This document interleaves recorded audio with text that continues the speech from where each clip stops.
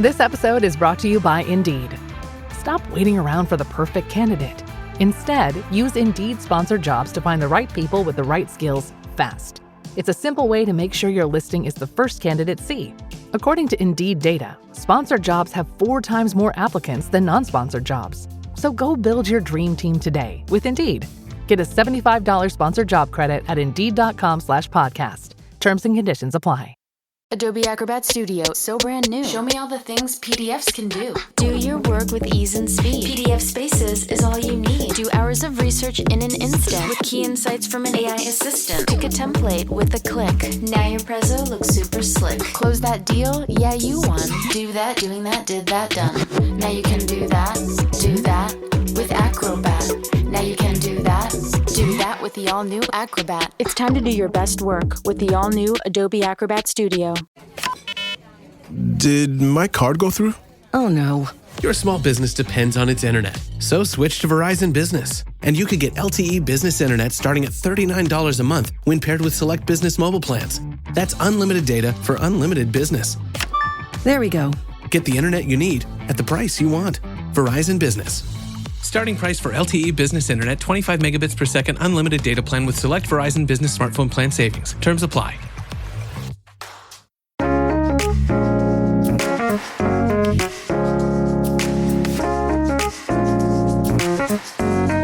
Katie, you've been waiting all year for it. We are finally back for another month of 5 Iron February. Yes, I'm so excited about this.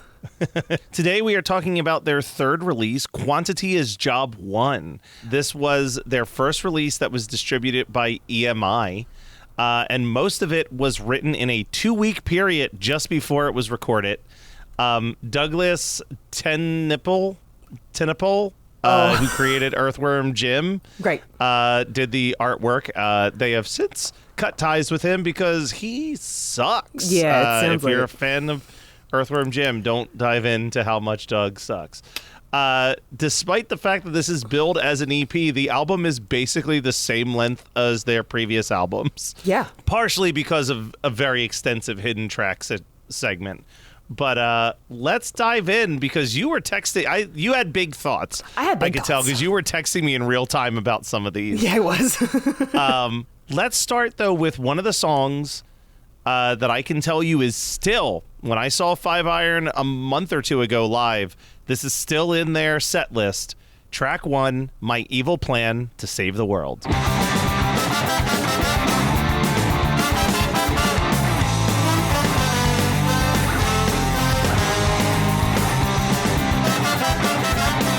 What a fun fucking song just to start off. Now, according to the lead singer Reese Roper, the song is about how all of us that have ever thought that our own small minds can come up with a plan that is greater and more perfect than God's plan for us. I do like that sentiment, and I love this song. This has always been one of my favorite 5 Iron songs because it is this. I mean, just the song title, My Evil Plan to Save the World. Like, yeah, it's a fun song.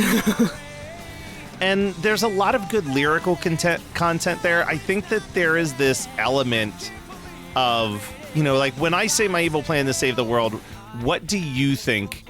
I didn't realize this as a kid, but as an adult, I know what that invokes in me. But I'm curious what your first impressions on that song title are.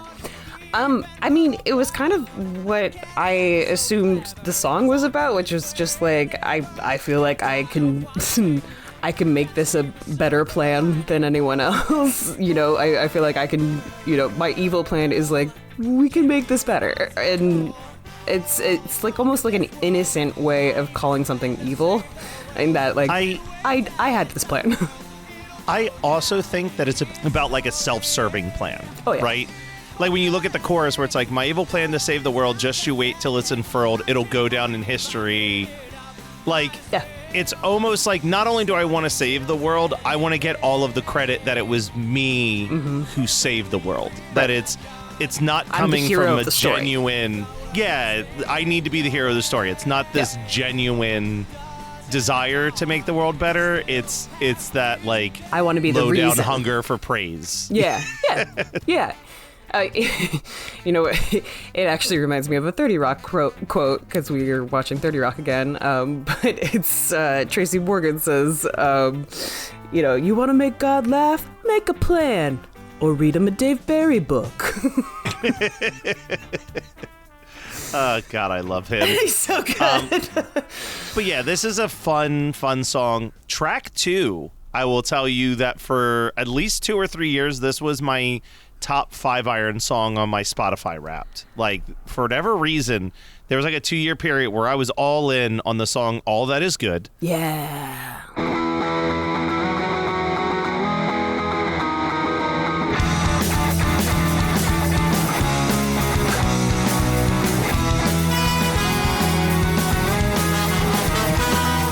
I can give you a little bit of a spoiler here. Okay.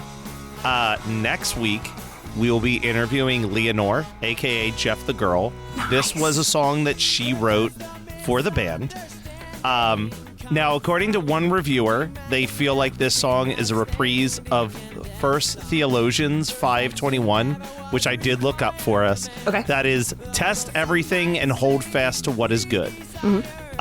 So I can see how that's kind of connected. We've heard about this story a little bit already from Micah and Andy. This is the song that they wrote after doing the Ska Against Racism tour, where they questioned the effectiveness of their own faith and ministry versus the genuine kindness of the other band members. That's fascinating. I was wondering because the lyric that really caught me on this one was use your mind to use your soul. And I love the fact that that's the line that they repeat. Like, we've got a little bit more obvious lyrics in there. You know, objectivity is the myth of plenty. Who doubt his truth within their soul. It's more overt in the second stanza, but I love the fact that they repeat the use your mind to use your soul, because it's like, I feel like I've mentioned this before, but in like original, like the biblical text, like Greek, Aramaic, and all of that, there was like not really punctuation because there was a lot of word of mouth and things. So when things are repeated, usually it has more meaning because there's no like emphasis button at the end of a sentence. Like if you repeat something, it's like, we really want you to hear this. And the fact that like the lyrics use your mind to use your soul, I freaking love that. I think that's such a brilliant lyric. I want to dive into the second verse, and then there's a second chorus where they completely change all of the lyrics from the chorus that we've heard a couple times. And it's, alert the press, their dogmas are a mess, opinion shift, broken sift, and an empty hand. The billboard asks, where do they stand? Do all the streams lead to 1C? And then that chorus, logically, there's room for all questions, though the answers aren't all known. Objectivity's the myth of plenty, who doubt his truth within their soul. Some of the songwriting in 5-iron, I have said before, is pure poetry. Like, where you have to almost sit there and analyze every word choice and like what the double meanings of all of those words could be for the deeper message. 100%, yeah. And I know that Jeff has told me this is, of all the songs she's written for the band, this is the one she's most proud of. It's a good one. That she wrote. So good one. I think next week we're going to really dive deep into what she's saying in this. I think we'll have fun going word by word almost with her. Solid. So we'll pause a little bit on that since we know that that's what our what next week's episode is going to be focused on. But that is super. I mean, I was sending you some quote. Actually, I will read this one quote that I sent you the other day from Leonore. This is more about another track on the song, but there was a long quote that I found from Leonore in an interview that I absolutely had to send to Katie last night. And she said, we're always fighting and fighting to make people Christians. And that's great and that's good. But have you ever heard of the hierarchy of needs? It's this human psychology thing. Yeah, it's a triangle of needs. And at the bottom are the basics, food, shelter. Then higher is the right to feel loved. And then you go a little bit higher and it's self-love. And then at the highest level, it's self-actualization. It's not a Christian idea, but the way that I look at it, the way that Christians can look at it, is that you can't be self-actualized, meaning you cannot find God unless your basic human needs are already met. In the Christian realm, we want to show people God, but we don't want to fill their hands with food or give them shelter. What we should be doing is focusing on the struggles of the people and joining ourselves with those struggles. Even non-Christian people have the right to struggle for their basic human justice. And then, and only then, can we show them God's love. Yeah. Yeah, and I feel like that's one of the things. I love that quote so much because it's like, I feel like that's the thing that so many people miss out when they start to like preach on people.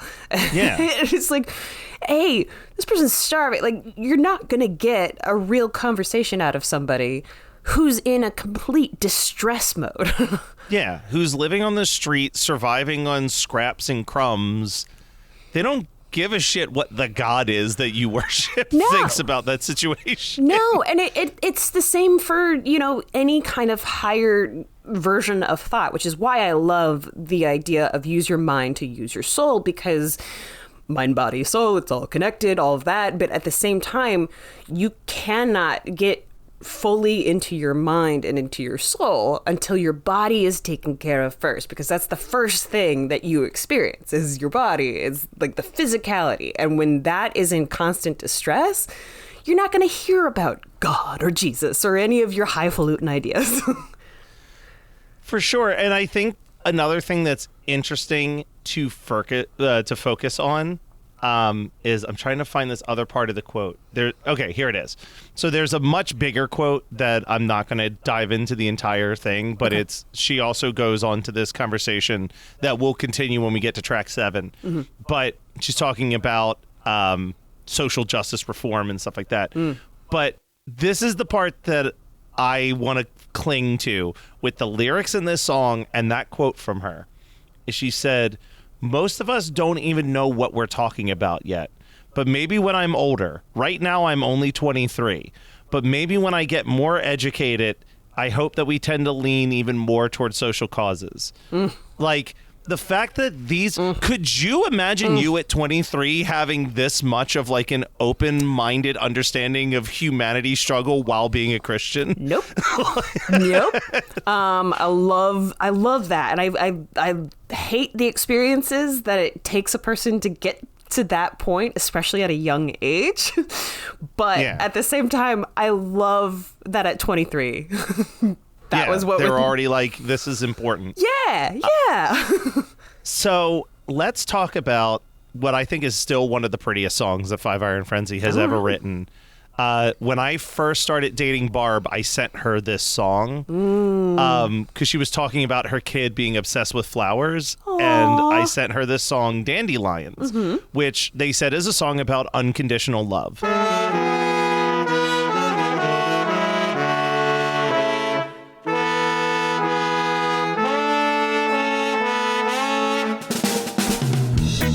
Field of yellow flowers. This song tells a story. It's about a child who goes out and he picks all of these beautiful dandelions and hands them to his mom because they're beautiful flowers. And the mom realizes that these are obviously weeds, but sees the beauty in the gesture anyway and puts them in a vase to make their child. And this is such a, I did this to my mom. My mom 100% had dying dandelions dying weeds in a glass of water in our living room that I gave her. Yeah. I think to this day there's still one that we put ceramic around it, and there was a poem that I wrote and we had it framed in our house. But parents do this all the time with stuff. So actually this is the first one where I do want to just go through all the lyrics. Yeah. Because I just think it's a beautifully written song from Reese here. But he says, "In a field of yellow flowers underneath the sun, the bluest eyes that spark with lightning, a boy with his shoes undone. He's young and so full of hope, reveling in tiny dreams, filling up his arms with flowers, ripe for giving any queen. Running to her beaming bright and cradling his prize, a flickering of yellow light within his mother's eyes. She holds them to her heart, keeping them where they'll be safe, clasped within her very marrow dandelions in a vase. Because she sees love where anyone else would see weeds. All hope is found. Here is everything he needs." It's just such a beautiful explanation of what unconditional love is, right? seeing a flaw, but seeing the beauty in that flaw because you knew that it came from a good place. Yeah. Like, oh, it's so not sweet. even considering it a flaw to begin with, you know? Not even exactly. It's funny because I was like, this is a very sweet song. I was like, it kind of feels like a youth group worship song. It really does. You know? It really does. Well, especially because the second verse does turn even more religious. Very religious. Like very overt. So, Yeah. Fathomless your endless mercy, weight I could not lift. Where do I fit in this puzzle? What good are these gifts? Not a martyr or a saint, scarcely can I struggle through. All that I have ever wanted was to give my best to you. Lord, search my heart, create in me something clean. Dandelions, you see the flowers in these weeds. Yeah. Like, Yeah. it is a very pretty and very kind. It's these type of, I've talked about this before, sitting in the back of church, doing the sound and doing the PowerPoints as people sing these modern worship songs that I feel nothing for. Sure. And have no emotion towards. But even now, as I'm on like my weird where do I fit in situation, lyrics like this or lyrics like Every New Day, which are like worship songs, can still hit me because there's so much more substance and poetry. Yes. And honesty in it. I think that's the biggest problem. Modern worship just feels so disingenuous now. Because I mean, you've hit it on the mark right there. I mean, because it's poetry versus a song. You know, there's an art to it. There's soul infused into the lyrics, just that alone. And like the previous lyrics, you know, they use their mind to express their soul. And that's why this, I feel like, connects to you more frequently than maybe some of the modern stuff, because some of the modern stuff is probably a little bit more corporatized. It's a little bit more, hey, we can sell this license to so many people. You know, it's a little bit soulless. Yeah. All right. Well, now let's talk about a song written in 1999 that feels like it could have been written in 2026. Brother. You hit me hard with One Girl Army, and I told you this. I'll say it here now. When I saw Five Iron live the first time, it was them with the Insiders and the Supertones, and while I was very charmed by their Star Trek outfits, I didn't like them. I was like, this isn't for me. But I was listening to this. I've talked about this before as well. There was this like 10 p.m. on Saturday block of like Christian punk on the local Christian radio station. And when this album came out, they played this song and it like stopped me in my tracks. And I was like, what is this? And then I worked backwards and I bought this album and I got their other two albums. And then Five Iron very quickly became my favorite band.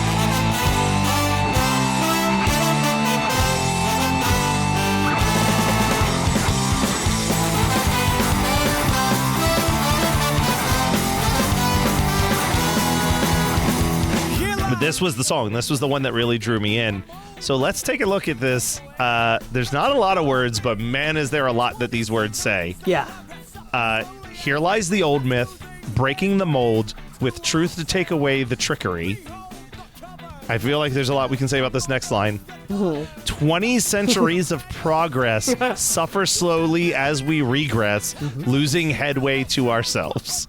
And then we get into the stuff that makes me have chills.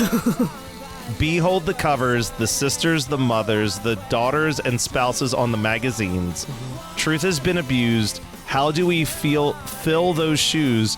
Propaganda meant to fuel their schemes. Yeah. On the money. What are those lyrics trigger in you there, Katie? Well, it's the facade that's always presented with women on magazines or just women in general.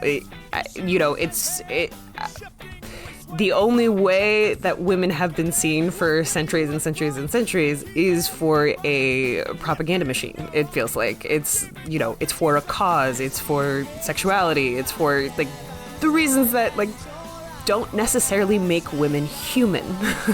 And like behold all this stuff that like a lot of the truth has been abused for in order to project some other meaning, some other, I don't know, end game. And because we are in a society that regresses hard on women and women's rights and women being human. And I was like, holy shit, 5 Iron. Like, this is so incredible. But then I mean, how about this chorus? Yes! She is strong but never silent, sure of where her strength comes from, because one day the one girl army will overcome. Yeah. And I was like, oh, God, I wish I had this song when I was younger, because it just would have given me so much more hope, you know, navigating even through Hollywood. Yeah. I mean, I texted you and said that I always thought that this would be a badass female wrestler entrance song. Yep. And you know what? And you know exactly what I said to Matt? I said, hey, Beast Infection. Beast Infection's got a new song. Yeah, Katie's a wrestling alter ego, Beast Infection, now has an entrance song. I am also very sorry to any smooth-eared listeners. And then we'll just read this last verse. Trending the current, issues at hand, shifting we sway from justice, then back again. Yep. What we once broke, he has made right, lifting her up, giving her to Jesus Christ. So we get a little bit religious in the back end here, but even there, the shifting we sway from justice and then back again. Yeah. Like, well, and it, like, holy shit. And then you also think about, like, I mean, it seems like they're kind of invoking the imagery of the Mother Mary and how even that propaganda machine has, like, turned, like, oh, it's, you know, Mary, Mother of God. Cool. Good for you. You gave birth and that was the only thing that was good for you. You know, like that's the only reason why you're holy or sainted, you know, and that always felt weird to me. 100%. It's very, very strange. Yeah. Very strange. But then commercial break. Oh, go ahead. I was just going to say, and then we go into She is Strong but Never Silent, which I love that lyric so much. Yeah.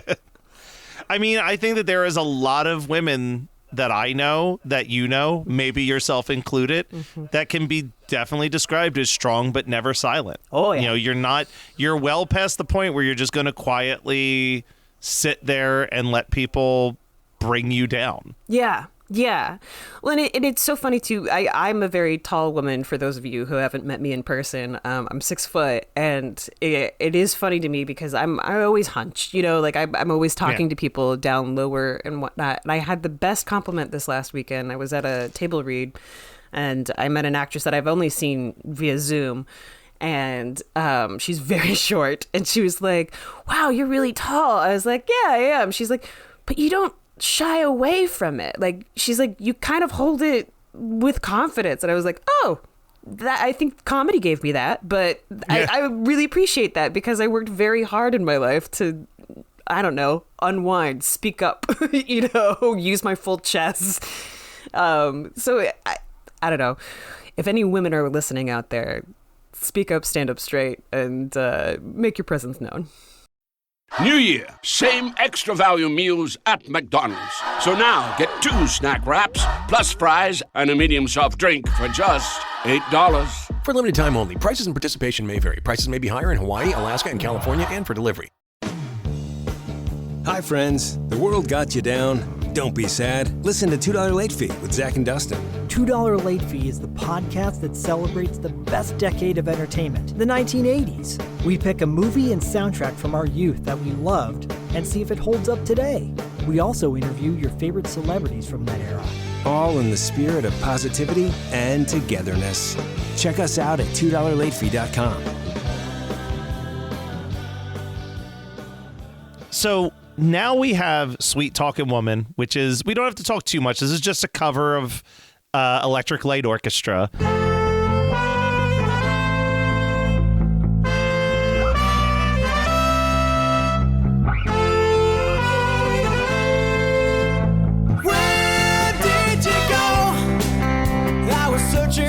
I did not realize that this was a cover. I was like, whoa, we're switching genres. We're doing doo-wop now? Yeah.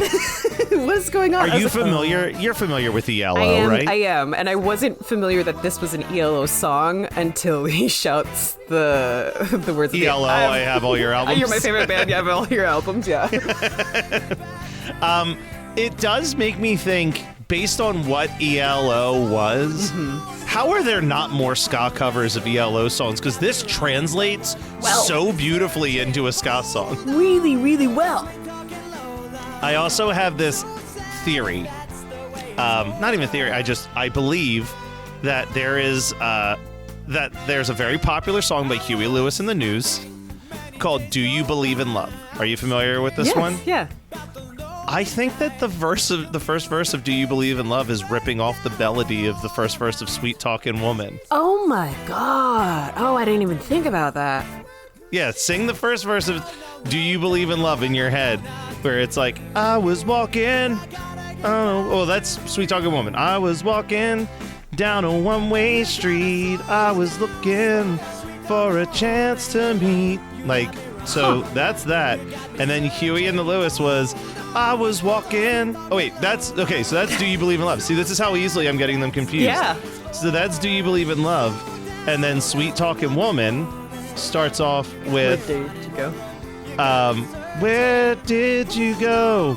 I was searching on a one-way street. I was hoping for a chance to meet. That is the same concept and melody. And I'm wondering if it was an intentional reference or not.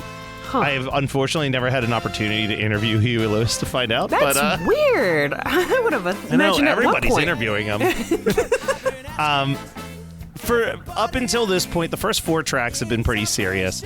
This cover's a little goofy, and then boy, do we get what is still a set regular. I love it. When I Go Out. Okay. When I go out, I play in the street, I get hit by cars, I make accidentals, I get hit by cars. Which is 11 seconds long and features the lyrics, when I go out, I play in the street, I get hit by cars. I make mashed potatoes. I get hit by cars. I have to, because I mean, we get a little bit of a reprise, but it's really just like a re-recording towards the end. But I'm curious where this song came from because it's amazing. A good friend of ours now from the show, Andy, listens every week.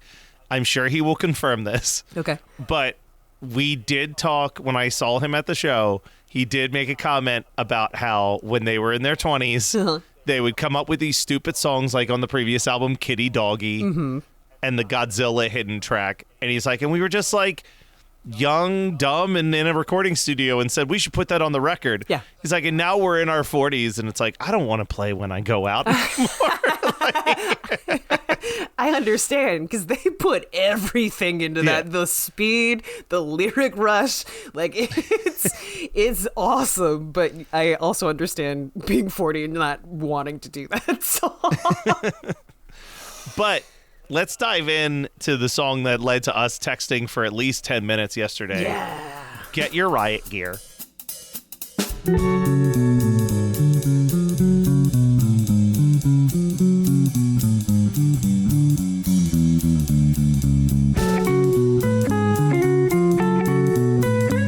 Now, this song is about the riots in Denver after Super Bowl 32. Yeah. So I did dig up an interview, and I wanted to break this down. So it says the band was seeing certain correlations between the recent events in Seattle during the WTO demonstrations and the topic of rebuking authority and engaging in civil disobedience for the sake of raising social justice awareness, and when and how it's appropriate is brought up.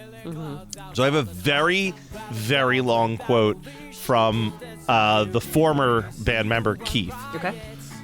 He says, I don't think anyone in our band has a problem with authority. As Christians, we are required and we're told in the Bible to submit to authority. But what happened in Denver with the Super Bowl riot, there was this large group of people, and maybe a fraction of them were doing illegal things. But everybody in the group of people was punished for the actions of them. Majority of the people were just celebrating that Denver had won the Super Bowl, which is something we never thought would happen.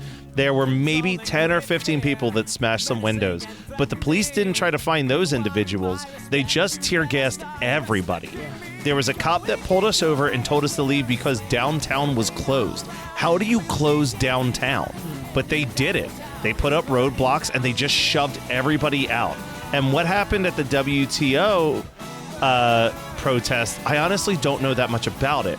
I just know that we're in America. We should be able to peacefully assemble and talk about things that we want to see changed. If we're not willing to let people do that peacefully, then there's a problem there, because the Constitution is no longer being held up. But as soon as it turns to something violent or there's destruction of property, that becomes a different story.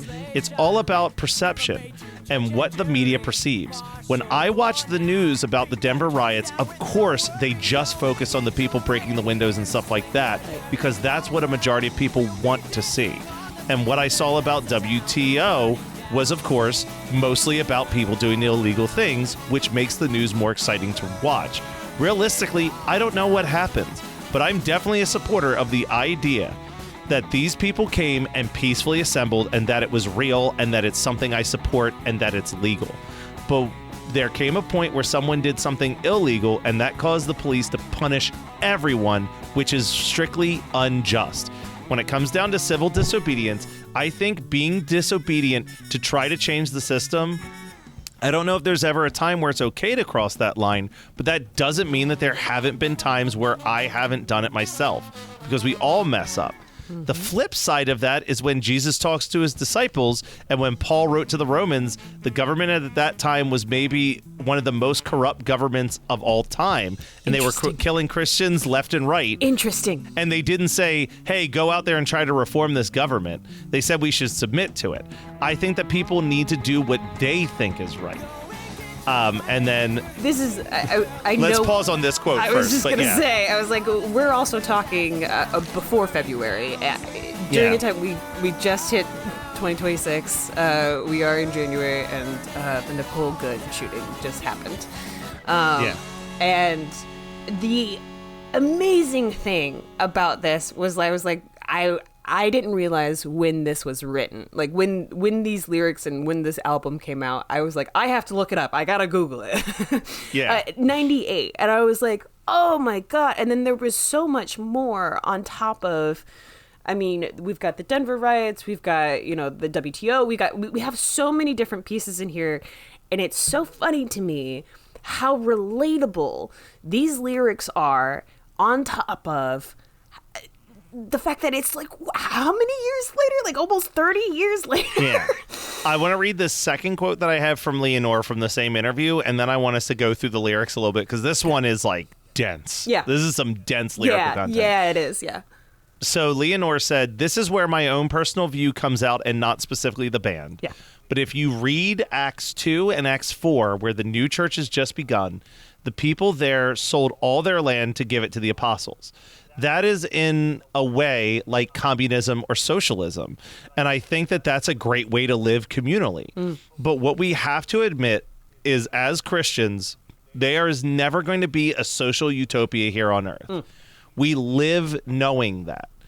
We believe that we want to believe that you can achieve utopia here on earth, but there was not a blueprint, because the blueprint was written out of a struggle. But as Christians, we know that the struggle is not going to end in this lifetime. We can't shoot for that, but we can't quite hold on to this capitalistic stuff either, because we know that it hurts people. Yes. To make a profit, you have to be efficient, and to be efficient, you have to have low-cost labor, which usually exploits indigenous people. She goes into talking about the Catholic Church and the Catholic United Farmers, and this is where that quote from earlier about, look, I'm only 22, maybe when I get more educated, we lean towards social causes. Yeah. She goes, I think we should follow Martin Luther King as a fine example of that, or even Cesar Chavez. When he went picketing or revolting, he always had a priest by his side. What he was saying was, they're calling us communists, they're calling us the bad guys. Well, we're going to bring out the Virgin Mary and the priest, and we're going to show you that if you have God on your side, that if we have God on our side, then what does that make you? Right. It's not it's not saying that if you bring pictures, you're bringing up God, but if you bring God into a struggle today, people will not respect you for it. It will be the opposite. But I think that that's all more the reason. If we're going to do something peacefully, for us to do it, I think we should be involved, and not under the pretense of Christianity. I think we should do it under the auspice of justice. And then if they want to know that we're Christians, we're happy to tell them. We should hook on and join with their struggles. We should be there daily striving to show people love. It's all small steps. Yeah. Yeah. This is the when was this quote? Probably 2001. Okay. Is my guess. Yeah. No, that makes sense. How much has the world changed since these quotes? Like, not at all. And I'm literally, because I'm picturing as you're quoting this quote, I'm picturing the pastor that was pepper sprayed by ICE agents recently, and I went to go look that up while you were saying the quote, and I just put Pastor ICE protest because I was like, what was that story again? I have to remember. And there's a news story. So it's like, there's a news story that says ICE agents detain pastor, you're white, you can go. My God. We're saying the awful thing out loud. And it's just like, the amount of everything that they have been saying since the early 2000s, since the late 90s, everything is so relevant today that I just want to shake current Christians sometimes. I'm like, look with your eyes, hear with your ears. Like, there's so much of this that is so wrong and so against the teachings that you claim to love and to know. It's why I have such a huge problem with modern day Christianity, because it's like the songs that you listen to in the back of your church, Matt. It's soulless. It has no thought to it. It has no education to it. It has no context. And so much of these lyrics are so contextually relevant today, and that hurts my soul. That we have to keep talking about this and saying, like, hey, I don't know, maybe the immigrants aren't your problem, Like, the pre-chorus I want to talk about here, because he says, you want riots? Then wear your riot gear. You want violence? Then shoot the tear gas in the air. Like, it's literally saying, you caused this. Yes. Yes. You came in and you incited the violence so that people had to become violent. And I think that's also kind of the issue that we're having in modern day society right now, is that there does need to be a revolution. There needs to be an uprising against some pretty awful things going on within our own really sick government. Yeah. Well, let's talk about verse 2. I think this is the best verse in the whole song. But it says, it's written on your badge to serve and protect. It seems you only served yourself protecting your own neck. Controlling with fear, menacing and threatening. You want my respect? You better start respecting me. Yeah. Yeah. Like, again, talking about something where it's like, was this written yesterday? Yeah, right? Or was this written in the 1800s when, like, the police and, like, the Pinkertons were around? Like, it's a fascinating thing that, like, systemically you're calling out a lot of the issues that are still an issue today. Yeah. Then they continue in verse 3. Something smelled of power tripping. Crowd control was rank. Tear gas everyone downtown. What you did really stank. Legislation never made you a judge and jury. Martial law now. Beat the kids down with no worries. I mean, you could put those lyrics on top of anything in the news today. And it's relevant. Because it's just like, we're so freaking lost as a country. Yeah, it's not great. No. It's not great. And then I love everything about this song, even if you remove the lyrics, the, like, every horn instrument getting a little solo part, the fact that it's like a little swingy and jazzy compared to, like, the ska stuff. And then, of course, it ends with a backbask voice message that you had immediately went to find out what it meant. Yeah. Well, I immediately put it into Adobe Audition and I reversed it, which ended up taking way longer than I wanted it to. But yeah. You could have just Googled it. But I could have just Googled it, but I was like, no, I want to find out for myself, like, what he actually says, because, the whole backwards lyric thing is always, like, related to, like, a satanic thing or whatever. But I was so confused, and I just wrote, what is dead? Let's kill Brad. Who are we talking about? Wait, what? And then the next song, the untimely death of Brad. Untimely and I was death like, of Brad. Oh, got it. Okay.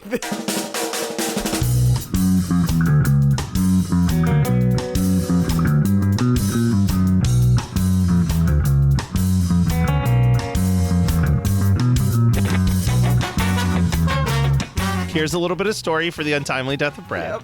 Yep. The song The Untimely Death of Brad is about the constant rumors of the band's impending demise, as well as the dangers posed by the internet and tabloid culture. The song stems from a show where Brad was not available due to attending a wedding, and Brett from the W's replaced him on stage. Reese joked that Brad was not performing that night because he was dead, and what happened next was that people started posting on the internet that Brad had actually died. Yeah. And it seemed that there was always rumors about it. The band helped promote the rumors in jest by writing this song and releasing a vinyl EP called Brad is Dead, and telling the audience that he had passed away at any shows that he was not available for. Oh, amazing. But it is, like, again, to put your mindset again in this thought. This is a song from 1998 that is ostensibly about fake news and not being able to trust the things that are posted on the internet. Yeah. Which I was like, because there was something about like posting online or like seeing something online. There was a lyric somewhere in this album that was like online. I was like, oh yeah, I guess the internet was more of a thing back then too. I mean, it was still this was still when the average home had dial-up. Yeah. So your time on the internet was not, you weren't like on it 24/7. No. The way that we are now. Exactly. You weren't born into the dregs of the internet. But no, it is interesting because I remember that time, and even so we have a D&D one-shot campaign that we're doing later on today with Geekscape, and we're setting it in the 90s, and I was like trying to put my mind back in the 90s, and I was like, oh yeah, like the AOL dial-up was totally a thing in the early 2000s, and how many like spam emails or chain emails or like all the stuff that you like when internet knowledge was very new, and like the weird shit that you would get into, and I can only imagine how fast it blew up that people thought that their trumpet player was actually dead. So I think the line you were talking about is, it says, I may have stretched the truth, might be a little lie, that there was a boy named Brad, he played trumpet and he died. Too young for him deceased, why we haven't got a clue, but it's on the internet, so then it must be true. Yeah, so good. I do love this bridge is still, I mean, as much as we talk about the deep lyrics of Five Iron, their funny lyrics are also they're so great. very funny. They're great. So I cursed the day I ever met the boy. Only the good die young, they say. The details of his death are vague. Unbelievable, it seems. As if his passing was only a dream. Catastrophe, calamity. What will he tell his mother now? Cataclysmic, a tragic mishap. I just heard that the band is breaking up. I hear his trumpet, his voice rings in my ears. It sometimes seems he's standing very near. And I don't believe in ghosts. I've never seen one. But isn't the trumpet playing haunting on this album? I laughed so I was like, I just laughed realizing what this song is actually about. I laughed so hard. And this is kind of our lead into two very, very silly hidden tracks. So there are some people who hate that These Are Not My Pants rock opera. I am not one of those people. It's so ridiculous. I did have to speed through some of it because I was like, oh, we're switching to this genre. We're switching to this genre. Yeah. And it's freaking brilliant. It's really well done. But the lyrics... every member recorded their own segment of a specific genre. Oh, fun. Oh, that's so fun. So it starts with a salsa, which is sung by Jeff the Girl.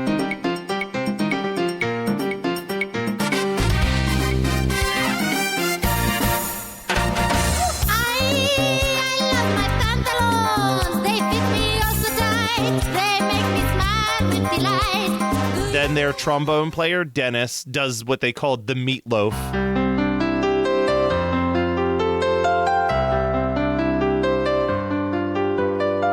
Well, I'll never forget when I saw you standing there wearing pants. Lead singer Reese Roper does the country song.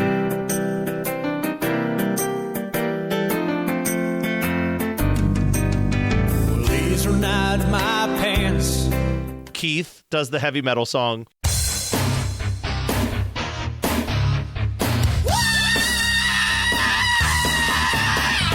These These are not my pants. This is hilarious as Andy does the R&B one. Oh my god. Pants. I'm gonna talk about my pants now. I got my pants on and I'm chilling, but they on my pants. The one that's like, pants. Gonna talk about my pants now. Brad, the dead Brad does the reggae version. Come on, people now. This is the time to unite over the revolution of the pants.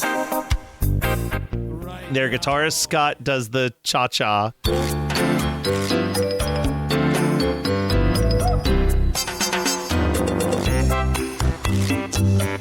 These are not my pants. Who does the call to prayer? Like, These are not my pants. it was kind of like a like, let me pray over you. I guess it's the R&B. No, that may have been the country one where he was channeling Elvis. Oh, He's like, is that what he's doing? These are not my pants. Or that could be Dennis. That could be the Meatloaf one where it's just the piano playing as he's like. It sounds like it sounds like a big mega church called the prayer. Like, come on up and we'll pray over you type of. It's so good. And then shout out to past guest Micah is the rapper at the end. So good. Check one, check. Yo, Bobby and Billy, you out there? What's up? With the beeps all over the place. I was like, oh, okay, we're going for a little, the like late 90s hip hop style. And then I was just like, oh, this is actually really well done. It's so funny because that is what rap on the radio in 1998 would sound like, especially if you were listening to Top 40. Oh, yeah. Where they just were like censoring random words that had nothing bad to say. Like, so weird.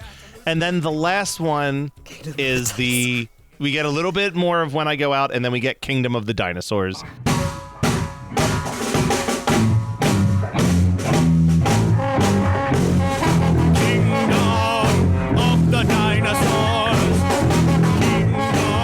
This is just a silly ending to the album. Yeah, and it definitely feels like hey, we're messing around, we're trying to get this one song out, but let's just record this.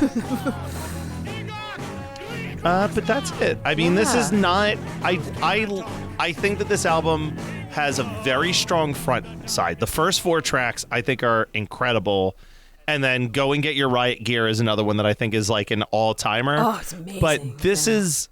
I don't love this album and revisit it with the frequency that I revisit the first 2 that we talked about. Understandably. I think there are a couple of songs that I would revisit quite a bit. One Girl Army and Get Your Riot Gear. And then just for the sake of fun, because I haven't seen them live, I would totally do the car one when I go out. And I will say, we'll bring this up when we talk to her next week. Mm-hmm. That's clearly Reese singing it on the album, but at all live shows, it's Leonore that does it live. So I'd love to know like when that changed. When they were like, Leonore, you take lead on this one. Yeah. But that is it for today. So, also, we didn't really talk about this. The hilariousness of just this EP that is the length of a regular album being called Quantity is Job 1. Amazing. I was like, I didn't even think about that, the name of the album until afterwards, and I was like, oh, that's hilarious. Like, I love how much humor is infused in a lot of the structure of their songs, their albums, and stuff. It's very ska. It is, but it also. Again, we timestamped this episode a little bit on when we're recording it, but like, have you seen that there's like conversation about a quote from Conan O'Brien about politics in comedy lately? Ooh, no. And I think that people are misunderstanding what he's saying. No. But he talked about how if your entire version of comedy is just fuck Trump, that guy sucks. He's like, you're replacing humor with anger, and you're dropping your strongest weapon that you have as a comedian. And like, people took that as like, oh, he wants you to not talk about politics. I'm like, that's not what he's saying. No, he's saying that there has to be an intelligence to your comedy while talking about it, or people are just going to ignore it because it's just angry yelling, right, and not well-crafted insight. Yeah. and like the humor comes from that, using that mental stride and making those like juxtapositions. It comes from the twist. It comes from the unexpected. We all know Trump sucks. I mean, those of us that talk about it, like we know. And like, I think that's the thing that a lot of people are exhausted about, because it's just one horrible, awful, evil thing after another. The perspective with humor is where you can bring the most brilliant minds to comedy. And I personally would recommend Kumail Nanjiani's recent Hulu special. If you haven't seen it yet, it's called, I think, Night Thoughts. It's really well done. It's not very political, but it is in the way that he puts his life in context. Yeah. And I think it's a brilliant way of doing it. And that's why I've always loved Kumail as a stand-up comedian. But yeah. No, agreed. Well, that's enough of our soapbox for today. Yeah. Tune in next week when we talk to Jeff the Girl. Yes!